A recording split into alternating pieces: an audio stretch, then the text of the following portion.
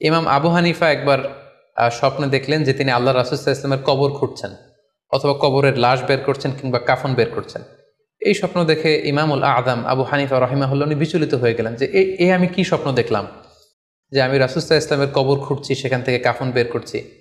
কেউই এই স্বপ্নের ব্যাখ্যা করতে পারলেন না। তখন ইমাম মুহাম্মদ ইবনে সিরিনের কাছে যখন জানতে চাওয়া হলো, তখন মুহাম্মদ ইবনে সিরিন বললেন যে হাযা রাজুলুন ইহয়ি সুন্নাত রাসূলিল্লাহ, অর্থাৎ যে ব্যক্তি এই স্বপ্ন দেখেছে তার মাধ্যমে আল্লাহ রাসূল সাল্লাল্লাহু আলাইহি ওয়াসাল্লামের হাদিসের বা সুন্নার পুনর্জীবন হবে।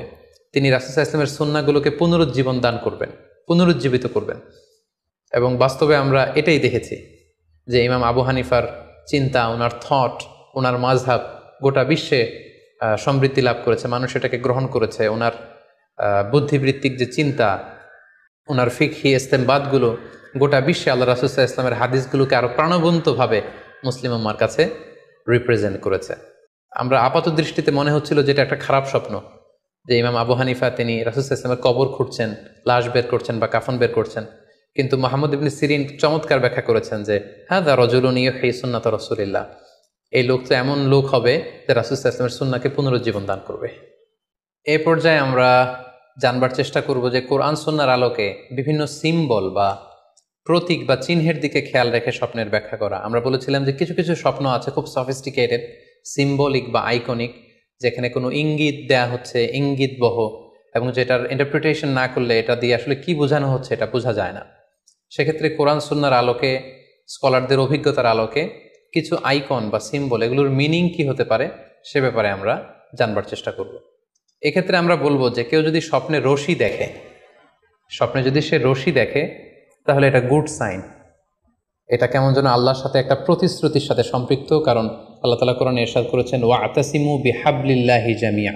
আরবিতে রশি আরবি হচ্ছে হাবল, মানে ওয়াতাসিমু বিহাবলিল্লাহি জামিআ, তোমরা আল্লাহর রজ্জু বা রশিকে আঁকড়ে ধরো। তাহলে রশি দেখা মানে এখানে আমরা আল্লাহর ওয়াদাগুলো যেন পূরণ করি, আল্লাহর আনুগত্য যেন আমরা প্রপারলি করতে পারি, এটা ইঙ্গিত করছে। এরপর স্বপ্নে যদি আমরা কাক দেখি, এটা সাধারণত একটা নেগেটিভ সাইন বহন করে, কারণ কাককে আল্লাহ রাসূল সাল্লাল্লাহু আলাইহি ওয়াসাল্লাম ফাসিক বা ফুয়াইসিক বলেছেন। সো আমরা যদি স্বপ্নে কাক দেখি, এটাকে আমরা পজিটিভ কোনো সাইন মনে না করে নেগেটিভ সাইন মনে করতে পারি। তৃতীয়ত, আমরা যদি স্বপ্নে লম্বা কাপড় দেখি, এটা গুড সাইন। কারো গায়ে যদি লম্বা জামা থাকে তাহলে এটা গুড সাইন, আর খাটো জামা থাকলে সাধারণত এটা নেগেটিভ সাইন। এক্ষেত্রে আমরা সহিহ বুখারীর একটি হাদিসকে উল্লেখ করতে পারি। আল্লাহর হাবিব সাল্লাল্লাহু আলাইহি ওয়াসাল্লাম বলেছেন যে আমার সামনে অনেক মানুষকে পেশ করা হলো, তাদের কারো জামা নাভি পর্যন্ত, কারো জামা হাঁটু পর্যন্ত, কারো জামা পা পর্যন্ত। আর সেক্ষেত্রে ওমরে ফারুককে দেখলাম যে এত লম্বা জামা পরে সে হেঁটে যাচ্ছে, সে তার জামা টেনে টেনে নিয়ে যাচ্ছে। তো সাহাবারা বললেন মা আউয়ালতাহু ইয়া রাসূলুল্লাহ, হে আল্লাহর রাসূল, আপনার এই স্বপ্ন থেকে আপনি কি বোঝাতে চাইলেন? আল্লাহ রাসূল সাল্লাল্লাহু আলাইহি ওয়াসাল্লাম বললেন আউয়ালতুহু আদ-দীন, এটা দ্বারা আমি দ্বীনদারি বোঝাতে চাইলাম। অর্থাৎ যার জামা লম্বা তার মানে তার তাকওয়া বেশি বা তার দ্বীনদারি বেশি। আর স্বপ্নে যদি কারো জামা খুব ছোট খাটো বা জামাহীন অবস্থায় কাউকে দেখা হয়, এটা সাধারণত তার দ্বীনদারি কমে যাচ্ছে বা তার তাকওয়া is decreasing day after day, এটার একটা সাইন বহন করে।